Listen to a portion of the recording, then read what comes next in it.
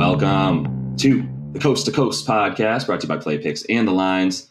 Coming to you from the West Coast, Josh Lander, joined by my guy Nate Weitzer on the East Coast. And this is our last regular season day of NBA games with you guys, as the season will come to a close over the weekend. But we'll be finishing up with these sets of videos here today on this Friday night. We've got a 11 game slate, roughly around there, I believe, tonight for you. So plenty of games to choose from. And this one, taking a look at Charlotte, headed to Chicago, taking on the Bulls. Pretty small spread there, even probably a pretty small total. I think we're going to talk about some overs in this one. But make sure to like and subscribe, as we say, so you can check out those other couple videos we have up for you today, including the player props video that will look to finish on the season super strong with you guys. Stay above 40 units since January 1st, so having some fun with those. Continue them in the playoffs as well. Definitely want to make sure you check back in on Monday as well once those play-in games are looking to get started next week. We'll be back with some stuff for you looking ahead to the postseason. And as always, if you do still need a FanDuel or a DraftKings account, head to ftpicks.com or dkpicks.com and find those listings in your area, such as what we've got for tonight. Nate, let's get into it. We got Hornets plus 2.5 at the Bulls here, who have lost 4 straight. Pretty much locked into this 6th seed now. They would need 2 wins and 2 Toronto losses, with Toronto hosting Houston tonight, so that seems unlikely. Hornets pretty much locked into the 10 seed. They need the Hawks to lose a couple games. Even if they tie the Cavs, I think they lose the tiebreaker there. So they're going to have to try to win 2 to get in. But we do expect to get a fair shake from both these teams, since the Bulls really need to get some momentum here. The way they've been backsliding the last couple months, they could really use a win. And Charlotte is a team that they've gotten 5 times in a row, so it seems like a get-right matchup. 9 other games on this last Friday, though. We got Knicks in a pick'em at Washington, Bucks minus 4.5 at Detroit. It's a small spread because it's a back-to-back for Milwaukee, but they would need a win to lock up that 2 seed, even though they might get the Nets if you get that 2 seed. Rockets are plus 11 at those Raptors. Cavs plus 8.5 at the Nets. Totals 232 there. That's an interesting game to monitor for sure, as they're the 7-8 seed right now in the play-in tournament. No props out yet for Cleveland. Maybe I don't know if they're going to rest Garland or not tip their hand by not playing their full guys, but we'll see. The other game we break down is the Hawks minus 2 at the Heat. That totals at 230. Right now, most of the Heat reserves are questionable, but none of the starters listed out yet, despite the fact they've sealed the 1 seed. Then you got the tanking Blazers plus 18 at Mavs. Suns resting probably some guys, plus 1 at Utah, and then the Thunder plus 6 at the Lakers. With the Hornets and Bulls here, I've been focusing on the Bulls for a couple months now, and they've just been so reliable in terms of they win when they're favored, they lose when they're underdogs. I'm still not really trusting them to win this particular game, even though one of their 3 wins in 13 tries against playoff teams recently is against the Hornets. As I mentioned, won and covered in 5 straight against this team. They haven't played in quite a while. They last played them at home in November and won 133 to 119. The Bulls shot 60% from the floor in that game, and then they allowed 18 threes on the other end. And I think we're going to see a kind of a repeat in terms of both teams being able to do what they like to do. Because even though the Bulls haven't scored against Miami, Milwaukee, and Boston, just really 3 dreadful offensive outings, 2 of those still went over because the Bulls' defense was so bad. And they're since returning home after a long time away, they have a 125 defensive rating in 4 home games. Did go over in 3 of the 4, failing to get to 100 points against the Celtics. But look, this is the Hornets. They're back on their bullshit, as Josh said, averaging 124.8 and allowing 124.8 in their last 6 roadies. So 5 and 1 to the over there, and draining threes, nearly 16 per game at 43%.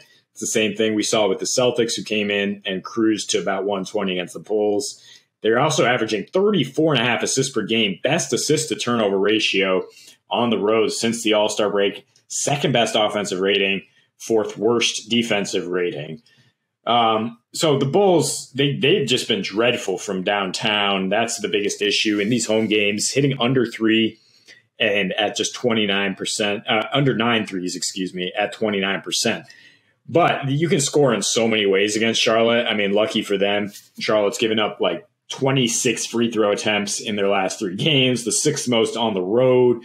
They're also allowing 60% on twos, which is why the Bulls targeted that and shot 60% earlier this year. Yep. DeRozan shooting 65.5% in his last 3 against Charlotte. Vooch shooting 60% with 26 points per game. Those 2 guys should carry the load because Levine is dealing with that knee soreness. He has not been sharp. That's part of the reason they can't hit threes right now. But he has not been sharp defensively either, posting a 127 individual defensive rating his last 3 as he's tried to gut through that. So with Caruso questionable, with Lonzo Ball ruled out for the season, you might see a lot of Kobe White and Levine trying to guard the Hornets, which are such a guard-heavy team, with LaMelo and Rozier just cooking people. So I think the Hornets will be able to get rolling here on offense, and they're not stopping anybody on the other end. They have gotten to 230 and 252, as I mentioned, in 2 meetings with Chicago this season. Last season were held under 100 twice by the Bulls, but I don't see a repeat of that in any sense. I think they're scoring at least about 118 here, and that's why I feel great about over 232. Yeah, I'm with all of that for sure.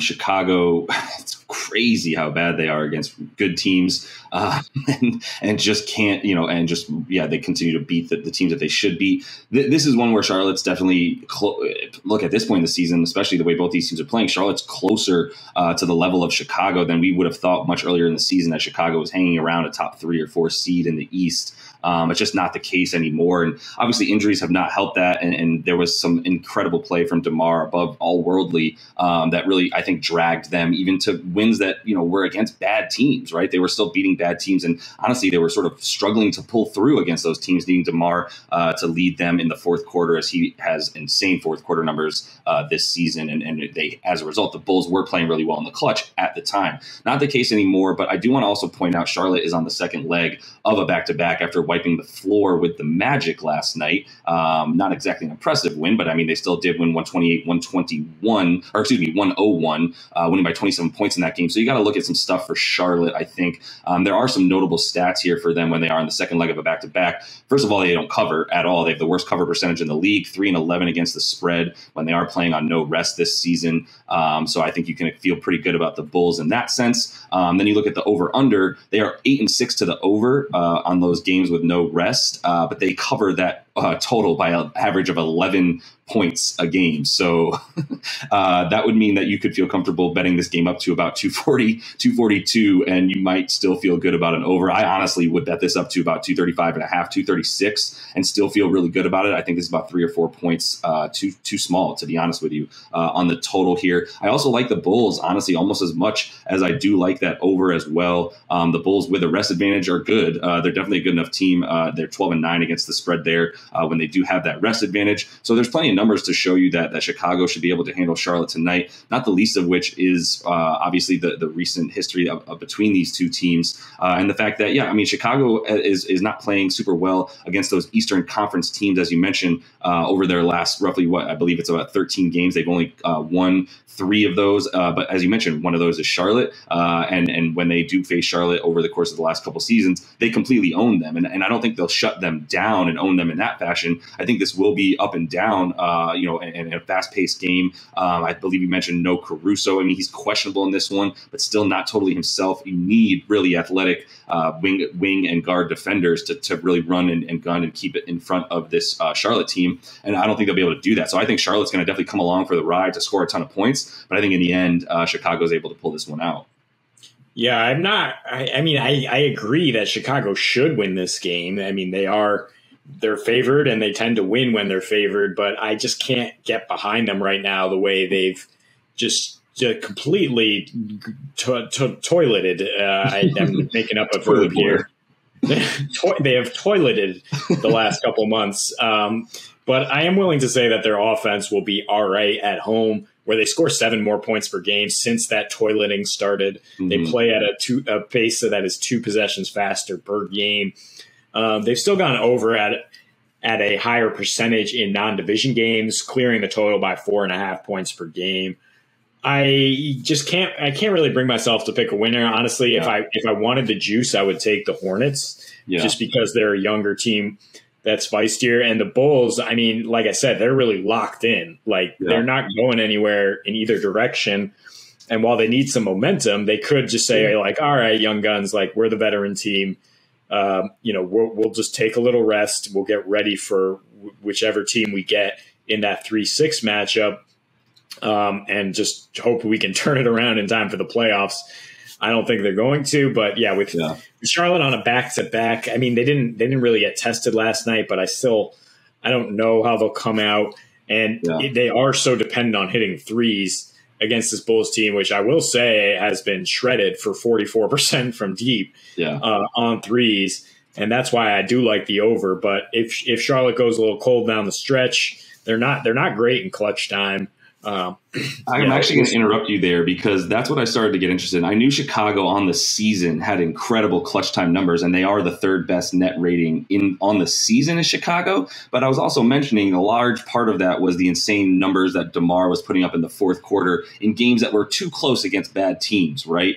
I'd like to renege and take back everything I said about Chicago being a team that I would prefer to take in this game. I'm actually going to completely do a 180 on that and say Charlotte, and that's mostly because of the fact that even while I was saying Chicago in this game a minute ago, I was thinking to myself, this game's going to be close in the fourth quarter. Why do I feel better about Chicago pulling it off? Oh, wait, Chicago has a really great net rating in the fourth quarter and clutch time. Actually, since since March 1st, Charlotte has the third best net rating in clutch time. They are 6-1 in 27 minutes of clutch time over 7 games, with a 38.6 net rating. As I mentioned, third best in the league in that time frame. Chicago, while still good, about a 6.6 net rating, 3-4 in games that have gone to clutch time since March 1st. It's a complete reversal here in terms of Charlotte really being able to pull things out down the stretch and still playing at that insanely fast pace down the stretch as well.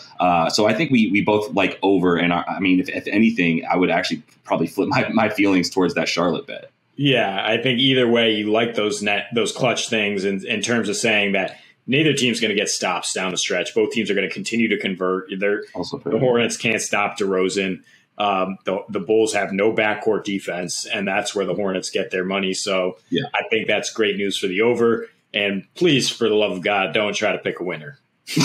No. And if you do, it's 50-50. So that's on you for sure. But you should feel good about that over. It's too low right now, 232.5, too low. I thought it would be closer to 238. So I'm going to bet it until I see it go way, way high at this point. But that is all the time we have for you in our last game video of the regular season as we look to move things to the play-in game starting early next week and then into the postseason.